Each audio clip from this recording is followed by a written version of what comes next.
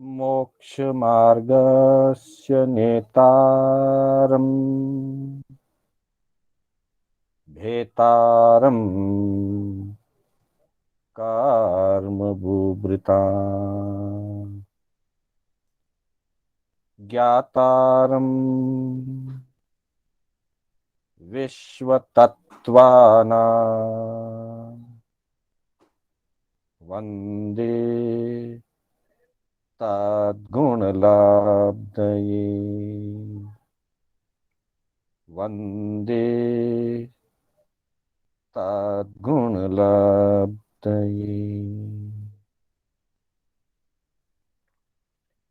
अनंत उपकारी, आस्था के आयाम, चरम तीर्थंकर श्रवण भगवान महावीर को वंदन। प्रभु की परंपरा में विचरण करने वाले परम आदरणीय समस्त चारित्र आत्माओं को वंदन। आत्मबंधुओं, सुशील माताओं एवं बहनों, श्री कर्नाटक जैन स्वाध्याय संघ बैंगलोर के तत्वावधान में आयोजित आगम गाथा विवेचन की इस विशेष कक्षा में मैं शांतिलाल बोहरा आप सभी का हार्दिक स्वागत एवं अभिनंदन करता हूं। सज्जनों, हमारी कक्षा अपने 9वें चरण में 9वें सत्र में प्रगतिशील है और हम क्षमा के स्वरूप की चर्चा कर रहे हैं।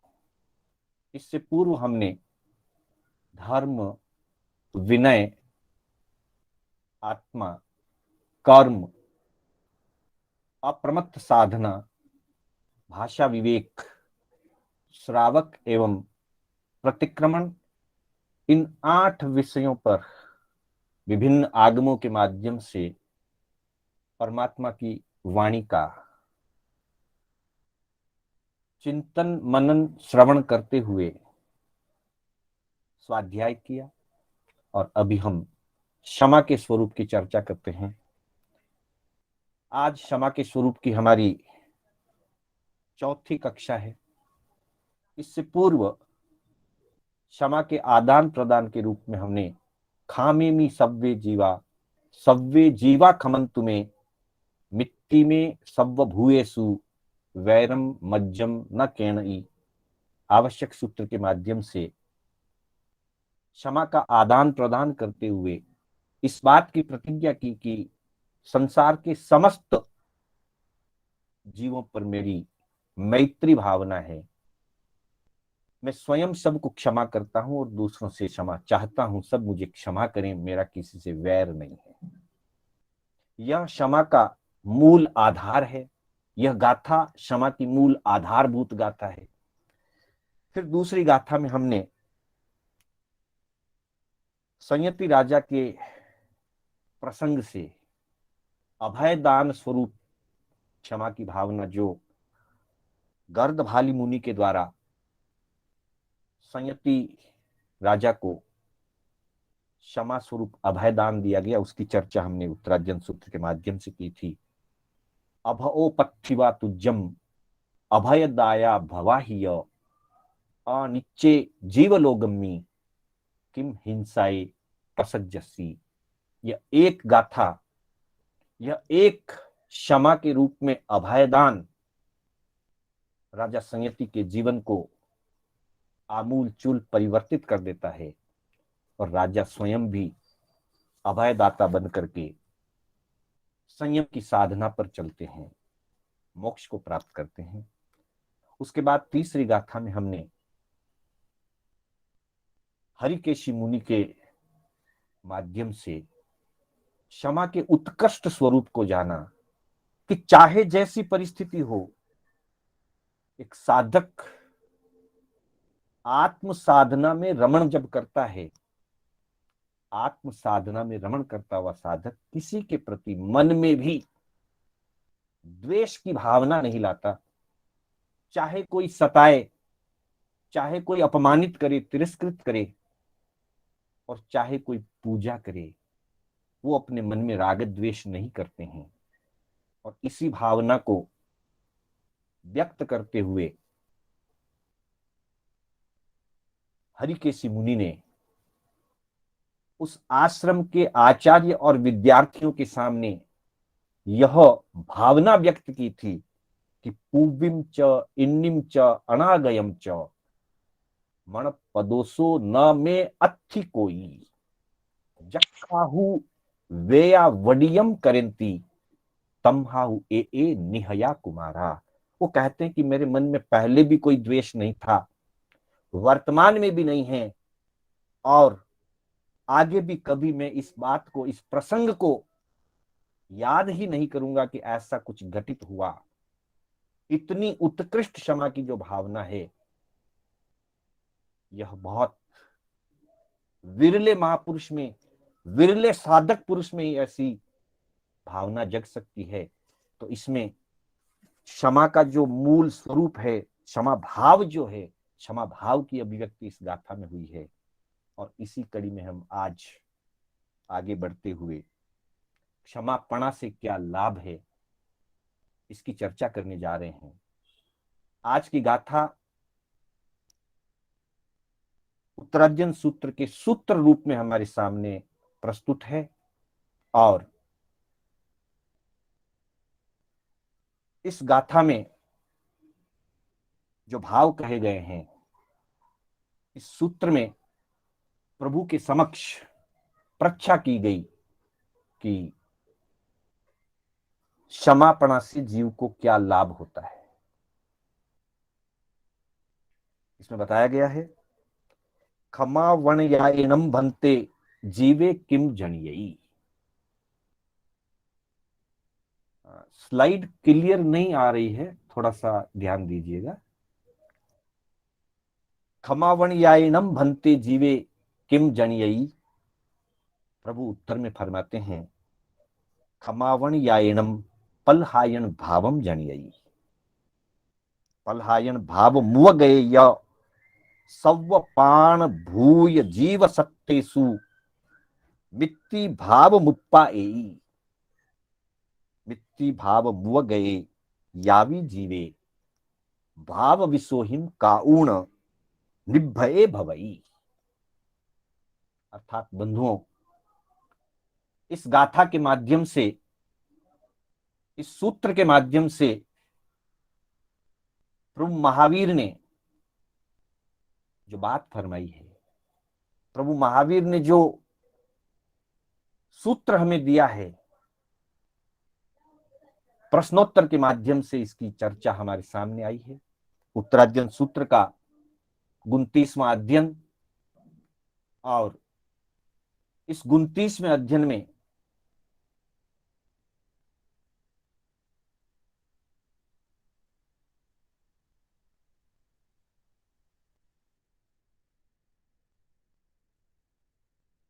आवाज नहीं आ रही है।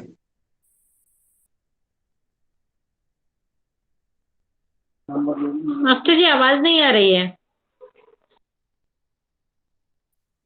बंधुओं, 29वें अध्ययन के अंतर्गत यह सूत्र दिया गया है, खमावणयायनम भन्ते जीवे किम जनियई। हम इसके अर्थ की थोड़ी सी गहराई से इसको हम समझें, थोड़ी सी चर्चा करें इसकी। क्षमा और क्षमापणा, ये दो थोड़े अलग अलग शब्द हैं।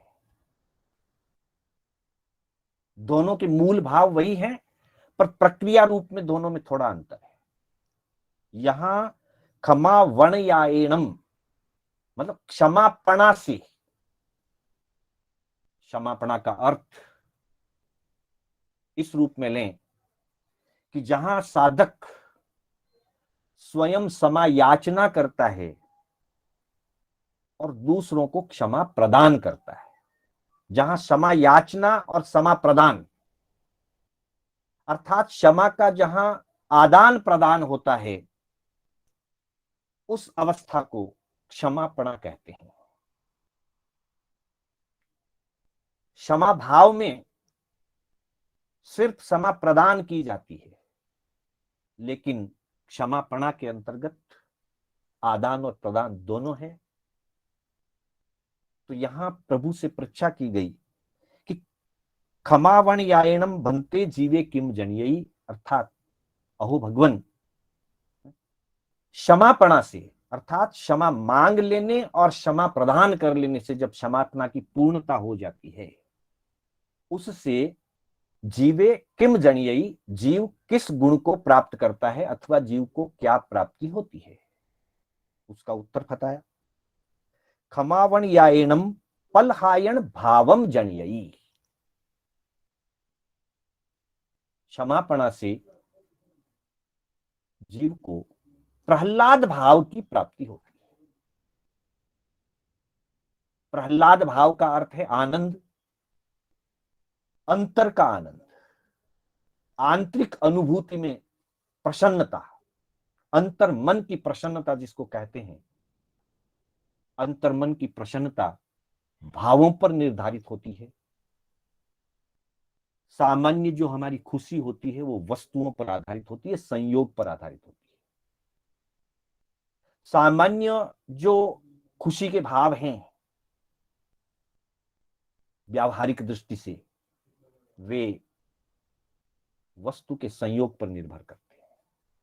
अनुकूल वस्तु का संयोग होने पर हम खुश होते हैं और प्रतिकूल वस्तु का वियोग होने पर भी हम खुश होते हैं।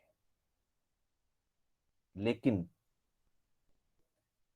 अंतरात्मा की जो प्रसन्नता है वो किसी वस्तु से प्रभावित नहीं होती, वो वस्तु पर आधारित नहीं होती है, वो अंतर के भावों पर आधारित होती है। उसी का नाम प्रहलाद भाव है। अर्थात अंतरात्मा में प्रसन्नता जग जाए, अंतरात्मा में आनंद जग जाए, और वो प्राप्ति होती है क्षमापणा से। क्यों होती है? उसका कारण है, जब तक हमने किसी को क्षमा नहीं किया तो हमारे मन में कांटा चुभा हुआ है, और जब तक मन में कांटा चुभा हुआ है अंतर से प्रसन्नता नहीं जग सकती।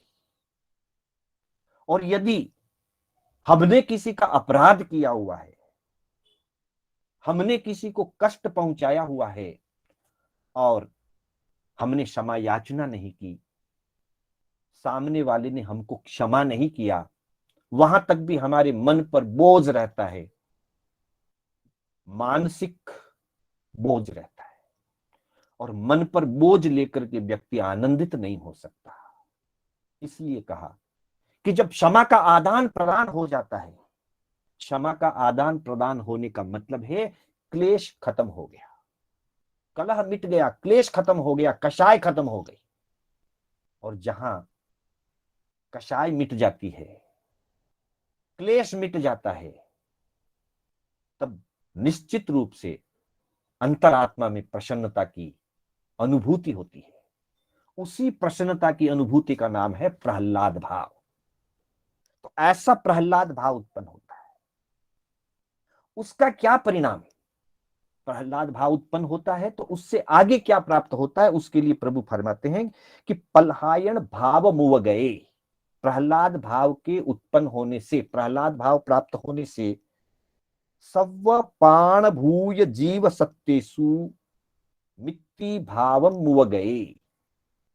अर्थात जब क्षमा का आदान प्रदान हो जाता है, अंतर हृदय से क्षमा मांग ली, अंतर हृदय से क्षमा प्रदान कर दिया और सामने वाले से भी क्षमा प्राप्त कर ली, उस स्थिति में जो प्रहलाद भाव प्रकट होता है, उस प्रहलाद भाव के साथ जीव संपूर्ण प्राणियों के प्रति, यहां प्राणियों के 4 विभाग करके बताया गया है, प्राण, भूत, जीव और सत्व। सामान्य रूप से बेइंद्री, तेइंद्री, चौरिंद्री जीवों को प्राण कहा जाता है, पंचेंद्री को जीव कहा जाता है, वनस्पति काय को भूत कहा जाता है, और पृथ्वी काय, अपकाय, तेवकाय और वायुकाय, इन 4 स्थावरों को सत्व कहा जाता है। वैसे प्राण कहें तब भी सारे जीव हैं, भूत कहें तब भी सारे जीव हैं, लेकिन तात्विक दृष्टि से जहां प्राण, भूत, जीव और सत्व का विभाजन किया गया तो उस अपेक्षा से अलग अलग कर दिया गया। अर्थात संसार के समस्त जीव, पंचेंद्री से लेकर वनस्पति निगोद तक संपूर्ण जीव इसके अंदर समावित होते हैं। अर्थात सब जीवों के प्रति मित्ति भाव मुव गए, मैत्री भाव प्रकट हो जाता है। क्योंकि जब सब जीवों को मैंने क्षमा कर दी, 84 लाख जीव योनियों को मैंने क्षमा प्रदान कर दिया, क्षमा याचना कर ली, क्षमा प्राप्त कर ली, तो फिर किसी भी जीव के प्रति राग नहीं रहेगा, किसी जीव के प्रति द्वेष नहीं रहेगा। उस अवस्था का नाम है मैत्री भाव। वो मैत्री भाव प्रकट होता है। ऐसा मैत्री भाव प्रकट हो जाता है कि संसार में कोई अपना नहीं लगता और संसार में कोई पराया नहीं लगता। राग भाव की दृष्टि से अपना नहीं, द्वेष भाव की दृष्टि से कोई पराया नहीं, पर आत्म भाव की दृष्टि से सबके प्रति मैत्री भावना। ऐसी अंतरात्मा में मैत्री भाव जागृत हो जाता है जो क्षमा का आदान प्रदान करे। और मैत्री भाव जब प्रकट होता है तो उसका परिणाम तीसरा, और वो परिणाम है मित्ति भाव मुव गए, यावी जीवे भाव विसोहिम काऊन निभये भवई। अर्थात मैत्री भाव प्रकट होने पर, राग द्वेष से ऊपर उठने पर मैत्री भाव प्रकट होता है। और मैत्री भाव प्रकट होने पर जीव के भावों की शुद्धि हो जाती है, भाव विसोहीन, अर्थात उसके भावों में पूर्ण रूप से निर्मलता, पवित्रता, सरलता की प्राप्ति हो जाती है। उसके भाव निर्मल हो गए, भावों में सरलता आ गई। अब भावों में कोई कुटिलता नहीं है, भावों में कोई लुका छिपी के परिणाम नहीं है, भावों में मायाचारी नहीं है। अर्थात भाव पूर्ण रूप से सहज, सरल, निर्मल और उज्जवल हो गए। और जब भाव निर्मल और उज्जवल हो जाते हैं, क्षमा का आदान प्रदान हो जाता है, तो संसार का जो सबसे बड़ा दुख है वो दुख है भय का। भय से बड़ा कोई दुख नहीं होता है। और जो निर्भय हो जाता है वो सुखी हो जाता है। इसलिए कहा कि भाव विसोहिम काऊन, भावों की विशुद्धि हो जाने पर निभये भवई, जीव पूर्ण रूप से निर्भय हो जाता है। बंधुओं, भय जहां होता है वहां अनेक पाप जन्म लेते हैं। भय का पहला परिणाम है कि व्यक्ति अपनी सुरक्षा के लिए हथियार इकट्ठे करता है,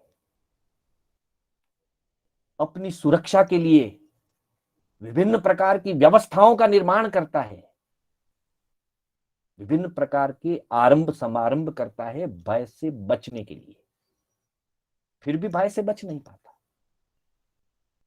भय से अगर बचना है तो भावों की शुद्धि चाहिए। इसलिए भय संज्ञा और भाव धर्म, इन दोनों का संबंध है। 4 प्रकार की संज्ञा जहां बताई गई है, आहार संज्ञा, भय संज्ञा, मैथुन संज्ञा, परिग्रह संज्ञा, और उसके सामने 4 प्रकार के धर्म दिए गए हैं, दान, शील, तप और भाव।